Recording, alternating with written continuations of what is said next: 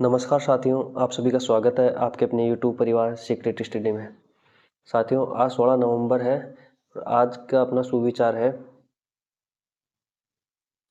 कभी कभी ठोकरें भी अच्छी होती है।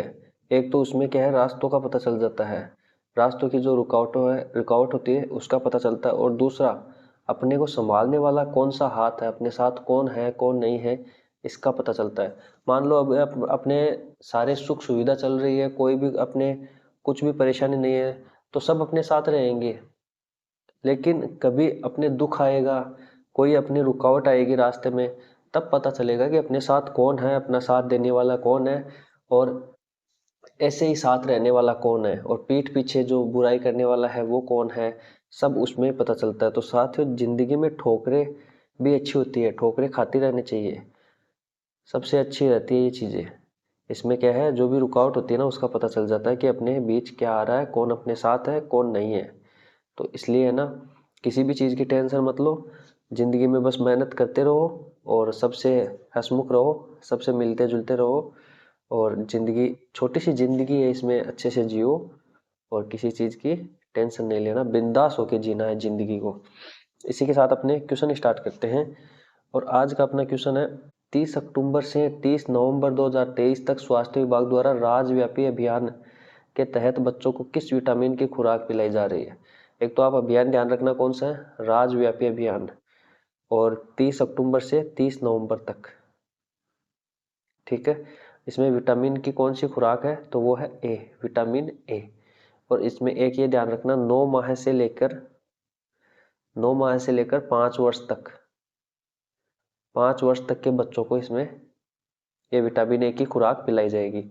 और ये कहाँ पिलाई जाएगी, तो ये पिलाई जाएगी जो आंगनबाड़ी केंद्र होते हैं ना, वहाँ पे ये खुराक पिलाई जाएगी बच्चों को।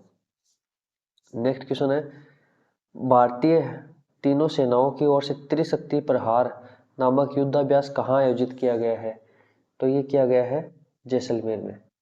अभी 13 नवंबर से स्टार्ट हुआ है, तो ये जैसलमेर में किया गया है। और कौन सा युद्धाभ्यास है, त्रिशक्ति प्रहार, और भारत की तीनों सेनाओं द्वारा किया गया है।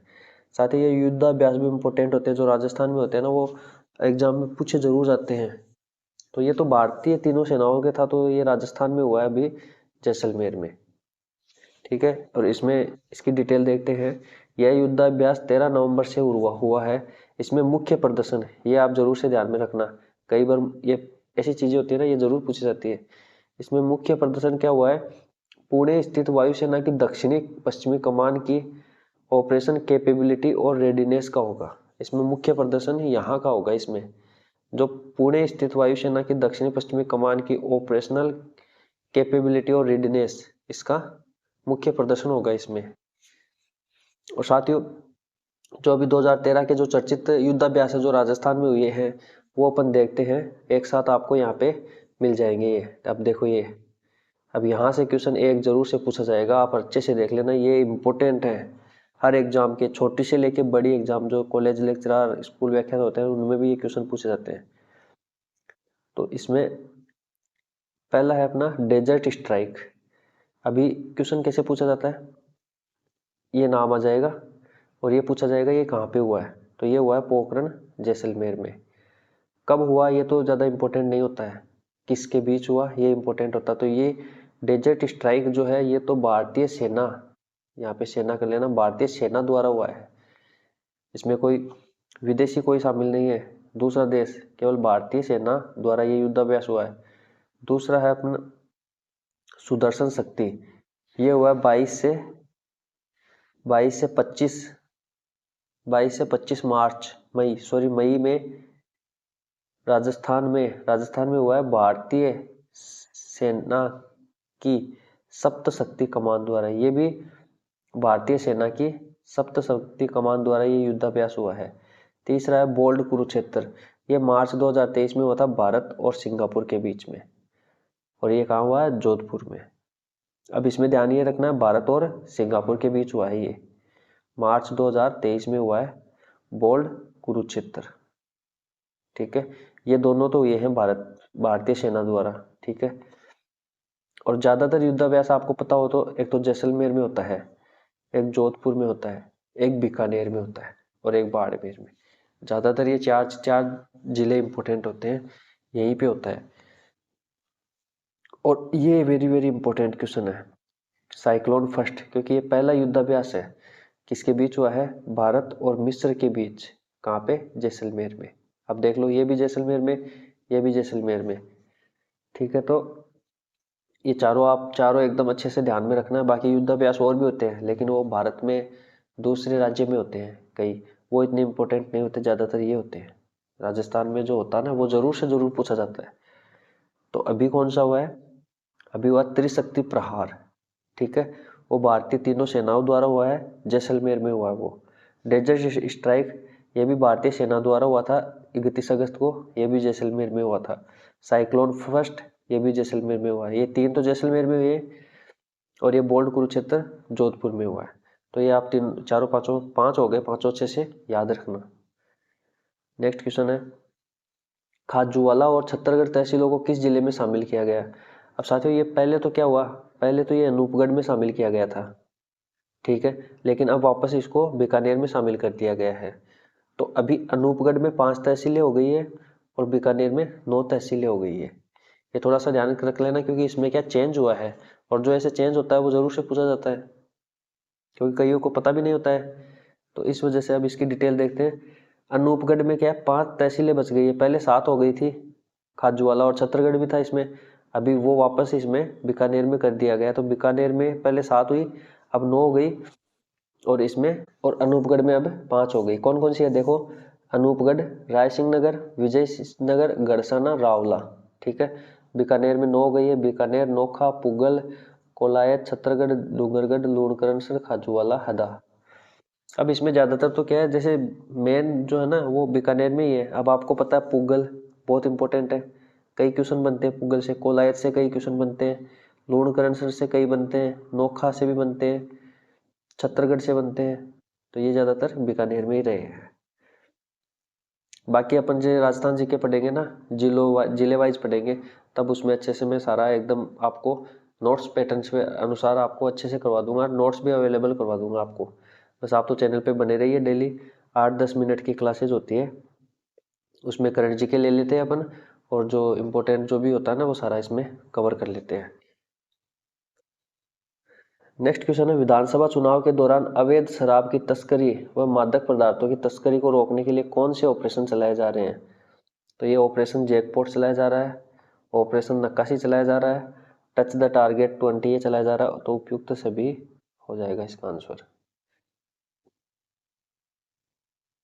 अभी जो विधानसभा चुनाव है अब राजस्थान में 25 नवंबर को है, और जो एमपी में उसमें चल रहा है, एमपी में एक 17 नवंबर को है, और उधर छत्तीसगढ़ में हो गया, एक पहला चरण हो गया, दूसरा चरण भी है, और ऐसे करके 5 राज्यों में है चुनाव। राजस्थान में 25 नवंबर को है, और 3 दिसंबर को गणना हो जाएगी, मतगणना। उसमें पता चल जाएगा किसकी सरकार बनी है। क्या सरकार किसी की भी बनो, अपन तो स्टूडेंट है, हमारे लिए जो काम अच्छा करता है सरकार उसकी बननी चाहिए। अपन तो यही सोचते हैं, जो भी गवर्नमेंट अच्छी होती है, जो स्टूडेंट के लिए, बड़े बुजुर्गों के लिए जो भी अच्छा काम करती है ना, वो गवर्नमेंट बननी चाहिए। तो सभी अच्छे से अच्छे, ज़्यादा से ज़्यादा मतदान करना, और जो भी आपके क्षेत्र में या जो भी आपको अच्छी सरकार लगे उसको वोट कर देना। नेक्स्ट क्वेश्चन है, राजस्थानी भाषा को संविधान की 8वीं अनुसूची में शामिल करने के लिए कौन सा अभियान चलाया गया था। राजस्थानी भाषा है वो संविधान की 8वीं अनुसूची में शामिल नहीं है, तो इसके लिए अभियान चलाया गया है हेला मायडरो। इंपॉर्टेंट है, ध्यान रखना। केंद्र सरकार ने राजस्थानी भाषा को संविधान की 8वीं अनुसूची में शामिल करने के लिए सीताराम महापात्रा समिति, कौन सी समिति, अब क्वेश्चन कैसे बनता है, राजस्थानी भाषा को संविधान की 8वीं अनुसूची में शामिल करने के लिए कौन सी समिति का गठन किया गया है, सीताराम महापात्रा समिति, और जिसमें समान दर्जा देने के लिए राजस्थानी भाषा को पात्र माना है। आने वाले समय में राजस्थानी भाषा भी इसमें शामिल हो जाएगी, इसको भी संविधान में दर्जा मिल जाएगा। नेक्स्ट क्वेश्चन है, हवा महल जयपुर की इंदुबाला चर्चा में रहने का क्या कारण है।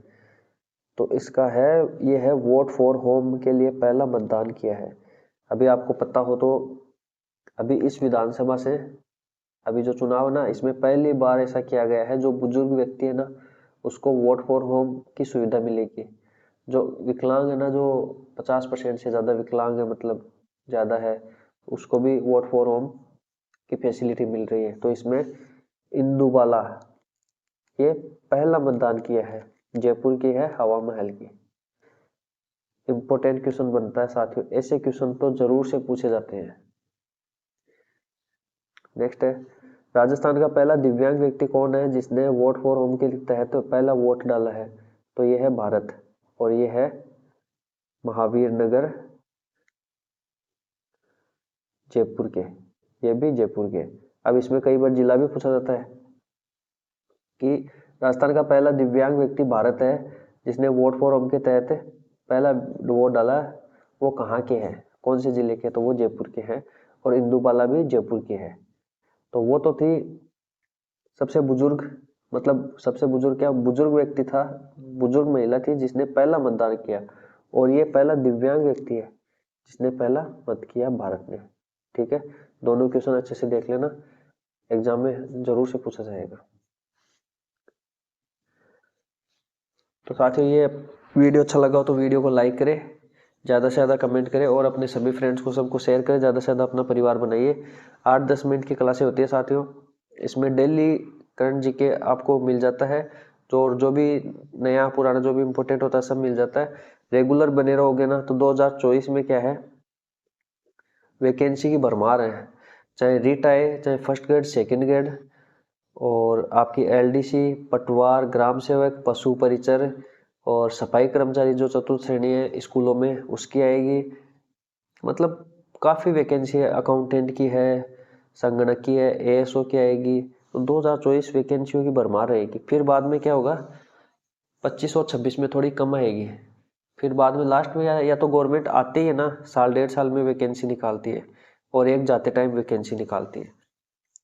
तो अभी 2024-25 में अच्छी वैकेंसी आएगी, तो इसलिए आप 1.5 साल आराम से अच्छे से तैयारी करो। डेली आप इस क्लास में बने रहिए, इसमें आपको इतना इम्पोर्टेंट कंटेंट मिलने वाला है। अभी तो धीरे धीरे इसमें काम चल रहा है, राजस्थान जीके को एकदम अच्छे से कवर किया जा रहा है। इसमें अभी हर टॉपिक से, अभी कला संस्कृति के हर टॉपिक से लगभग 80-90-100 क्वेश्चन बन रहे हैं। उसमें आपका जैसे मान लो चित्रकला है तो उसमें 80-90 क्वेश्चन बनेंगे सारे, मतलब उसमें सारा तो टॉपिक क्लियर हो जाएगा, और जो भी पीछे एग्जाम में क्वेश्चन आए हुए वो सारे आ जाएंगे। और अगर और कोई इंपॉर्टेंट क्वेश्चन बनने वाला होगा ना तो वो भी उसमें आ जाएगा।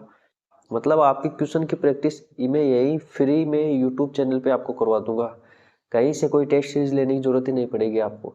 सब क्या करते हैं, जैसे यूट्यूब पे मतलब 1-2 क्लास फ्री दे देते हैं, फिर बाद में टेस्ट सीरीज ऐप पे डालते हैं, फिर पेड कोर्स डालते हैं। वो अपने वो नहीं है सिस्टम, अपने जो भी करवाएंगे सारा इसमें यूट्यूब चैनल पे ही करवाएंगे फ्री में।